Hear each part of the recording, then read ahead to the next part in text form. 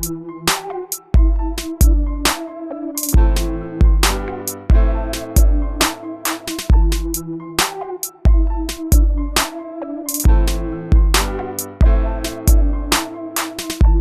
Projan Media TV yonna gy'osinziira tukwebaza okubanga okyekuumidde ku mukutu.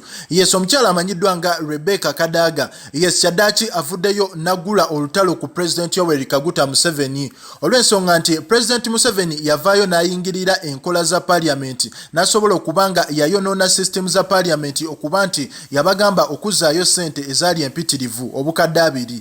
Kadaga agamba nti essente ezo buli kitongole ekiri mu gavumenti kyafuna ssente ezo omuli ne office ya president omuli abake CCA omuli abantu ab'enjawulo basobola okufuna ku ssente ezo. N'agamba naye bonna nabasamoninga okusobola okubanga bazza ssente ezo teri yazikomezaawo okuggyako bammemba ba Parliament.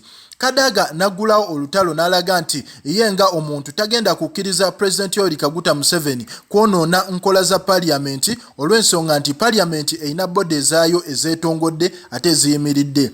Yes, olunaku olwaleero ebaddeyo prayer day era nga abasumba bangi ab'ebitiibwa bangi abagenze ku State House okusabira eggwanga, naye omukyala Kadaga agambye ye tajja linnyayo mpaka nga President Museveni avuddeyo n'annyonnyola eggwanga ekigenda mu maaso ku bintu bya ssente ezo eza coronavirus.